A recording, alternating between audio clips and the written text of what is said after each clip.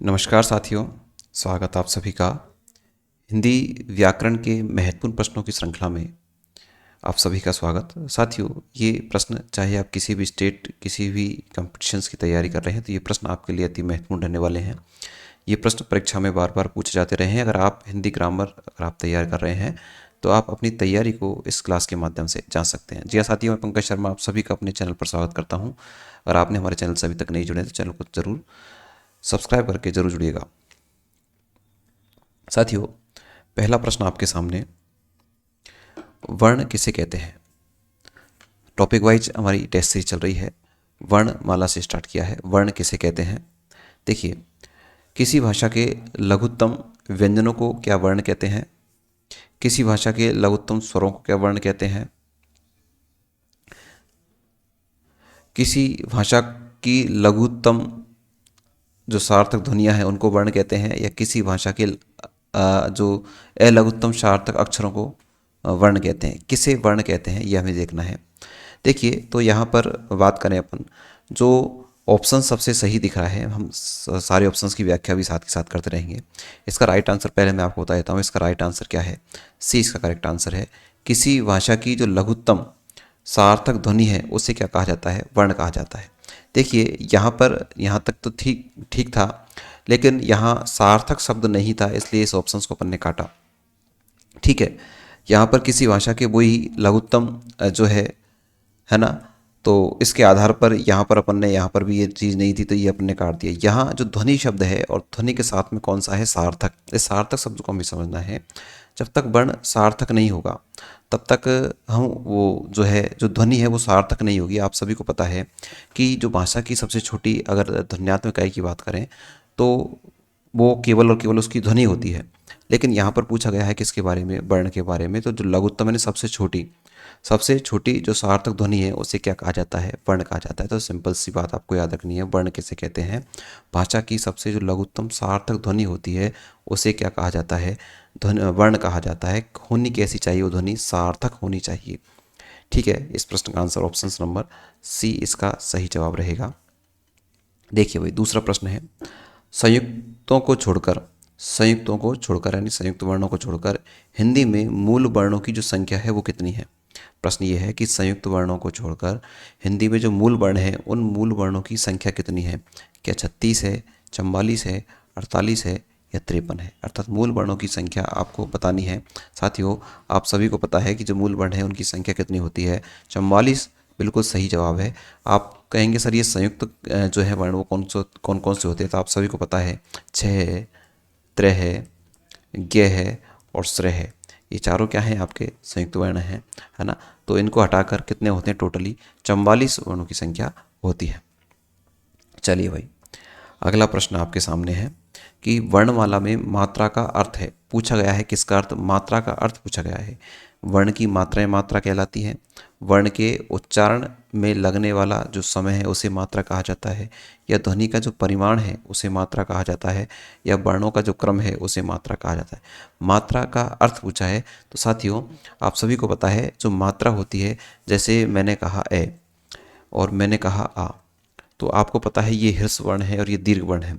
अर्थात इसमें एक सिंगल मात्रा है, इसमें डबल मात्रा है। ए के उच्चारण से अधिक समय किसमें लगता है, आ के उच्चारण में लगता है। और यहाँ जो दूसरा ऑप्शन है वो क्या है, वर्ण के उच्चारण में लगने वाला समय। अर्थात जो वर्ण के उच्चारण में जो समय लगता है उस उच्चारण समय को ही अपन क्या कहते हैं, मात्रा कहते हैं। मैंने लिखा के, एक तो मैंने सिंपल के में एक की मात्रा बोल दी, एक मैंने बोला के।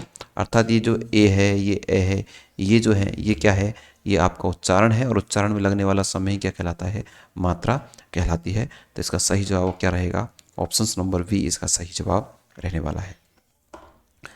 तीसरा, साथ ही साथ आप भी मुझे नीचे कमेंट्स बॉक्स में आप जवाब दीजिएगा। उच्चारण में कालमान को क्या कहा जाता है। अगर पिछले प्रश्न को आपने अच्छे से देखा है तो ये प्रश्न आपके लिए बहुत सिंपल बन गया है। उच्चारण में कालमान, कालमान का मतलब ये है लगने वाला समय। कालमान का समय क्या है, जो वर्ण है या शब्द है जिसको आप बोल रहे हैं उस वर्ण या मात्रा में जो लगने वाला जो समय है उसे क्या माना गया है, यहाँ पर कालमान माना गया है। तो इस कालमान को क्या कहा जाता है, संधि कहा जाता है, समास कहा जाता है, व्यंजन कहा जाता है। तो दोस्तों अभी हमने पढ़ा है क्या कहा जाता है, मात्रा कहा जाता है। अर्थात उच्चारण में लगने वाला जो समय है उसे क्या कहा जाता है, मात्रा। बस कालमान शब्द यहाँ परिवर्तित किया है, शब्द ने आपको भ्रमित किया है, तो शब्द से भ्रमित नहीं होना है, आपको अच्छे से प्रश्न को समझना है। इस प्रश्न का जवाब क्या रहेगा, ऑप्शन नंबर डी इसका सही जवाब रहेगा।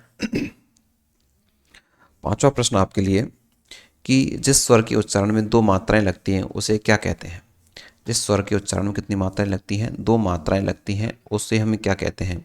देखिए यहाँ क्या उनके मूल स्वर कहते हैं, क्या उन्हें संयुक्त स्वर कहते हैं, क्या उन्हें लघु स्वर कहते हैं, उन्हें कहते हैं साथियों क्या, गुरु स्वर। देखिए ये क्या है, लघु और गुरु, अर्थात दो मात्राएं क्या होती हैं। जैसे यहाँ गुरु स्वर का एक तो होता है लघु स्वर और एक क्या होता है, गुरु स्वर। लघु स्वर कहते हैं जिसमें एक सिंगल मात्रा लगती है, और जो गुरु है वो क्या होता है, इसका बड़ा रूप होता है। जैसे ए तो क्या है, इसका लघु स्वर है, कैसा है, लघु, जबकि इस आ में दो मात्रा लग रही है, इसलिए ये क्या बन जाएगा, गुरु बन जाएगा। ऐसे ही आपको किसी भी वर्ण का देख लेना है, जैसे ई है, ई तो क्या है आपका लघु है, और जबकि मान लीजिए मैंने बड़ी लिखा तो ये क्या हो जाएगा आपके लिए, गुरु हो जाएगा। तो यहाँ पर पूछा है दो मात्राएं किस में लगती हैं, दो मात्राएं किस में लगती है, गुरु में, अर्थात दो मात्रा से मतलब बड़ा। तो गुरु देखो यहाँ बड़ी की मात्रा है, गुरु माना है, आ है, यहाँ गुरु माना है, जबकि इनका जो छोटा रूप है वो क्या कहलाता है, लघु। इस लघु को अपन ह्रस्व भी कह सकते हैं, क्या कह सकते हैं, ह्रस्व। और जो गुरु है, गुरु को अपन क्या भी कह सकते हैं, गुरु को अपन दीर्घ भी कह सकते हैं। ठीक है, तो इस तरह से या तो आपको गुरु मिलेगा या क्या मिल जाएगा, आपको दीर्घ मिल जाएगा। ठीक है, प्रश्न आपको समझ में आया होगा। चलिए अगले प्रश्न की अपन चर्चा करते हैं। जो आपका अगला प्रश्न है वो है, भाषा की सार्थक लघुत्तम इकाई कौन सी है। भाषा की सार्थक लघुत्तम इकाई है वो कौन सी है, वर्ण है, वाक्य है, शब्द है या उपवाक्य। प्रश्न को अच्छे से पढ़ लेना।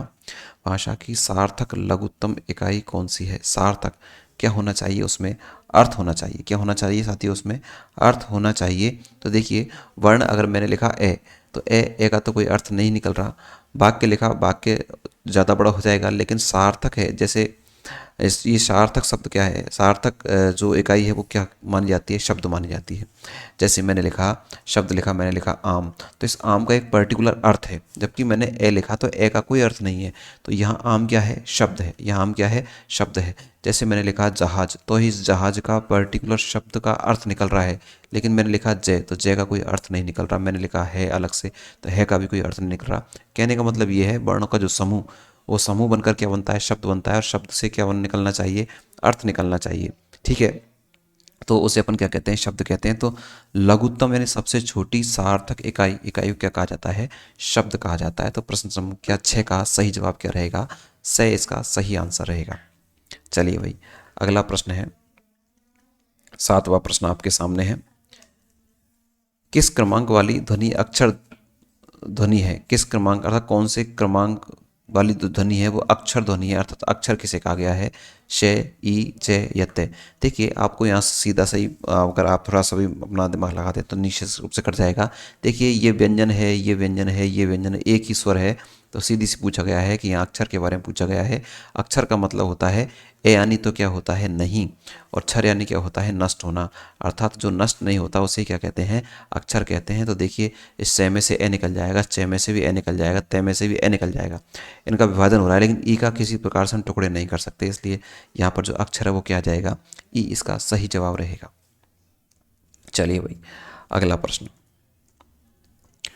8वां प्रश्न है, भाषा में स्वतः उच्चारित ध्वनियों को निम्नलिखित में से किस नाम से जाना जाता है। बड़ा ही सिंपल प्रश्न है।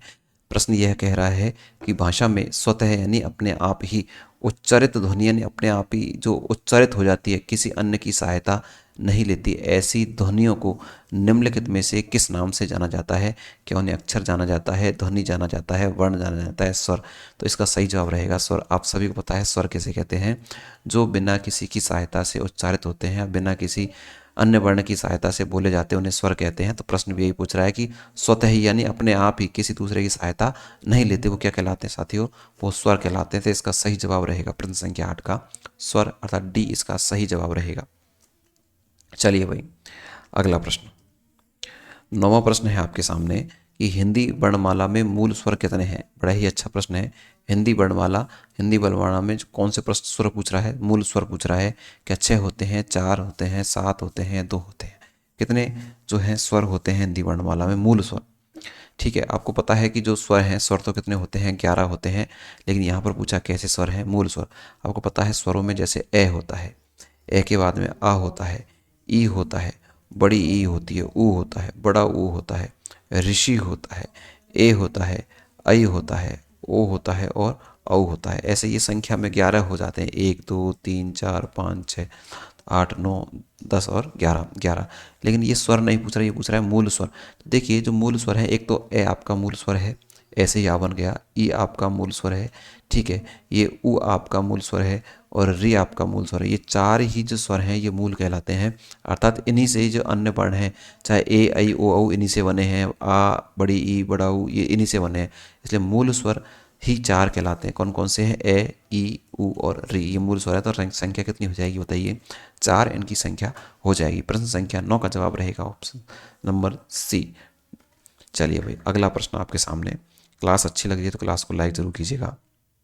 10वां प्रश्न आपके सामने, देवनागरी लिपि में स्वरों की संख्या कितनी है? अभी मैंने आपको बताया कि स्वरों की संख्या तो कितनी होती है साथियों, स्वरों की संख्या कितनी होती है? 11। यहाँ पर पूछा गया है देवनागरी लिपि, तो बस घुमाने का प्रयास किया गया है। बाकी यही पूछ रहा है कि हिंदी में स्वरों की संख्या कितनी होती है, तो हिंदी में तो स्वरों की संख्या कितनी होती है? 11। एक प्रश्न आपके लिए कि अगर मैं पूछूं संस्कृत में स्वरों की संख्या कितनी होती है, संस्कृत में स्वरों की जो संख्या है वो कितनी होती है, तो ये आपको जवाब कमेंट्स बॉक्स में लिखना है कि संस्कृत में स्वरों की संख्या कितनी होती है। और ऑप्शंस आपके यही चारों हैं, आपको जवाब देना है साथियों। ऐसे ही ये मैंने आपके 10 प्रश्न लिए हैं, लगातार इन प्रश्नों की संख्या बढ़ती रहेगी। तो आप सभी हमारे साथ नहीं जुड़े हैं तो जरूर जुड़िएगा साथियों। देखिए अगर आपको इसकी PDF वगैरह चाहिए तो आप हमारे टेलीग्राम ग्रुप से भी जुड़ सकते हैं। टेलीग्राम का नाम है PK एडवांस साइको, इससे आप जुड़ सकते हैं ताकि आपको सारी महत्वपूर्ण अपडेट और सारी जो है स्टडी मटेरियल वो आपको यहाँ मिलता रहे। आप सभी को क्लास कैसी लगी नीचे कमेंट्स बॉक्स में ज़रूर बताइएगा। Thank you.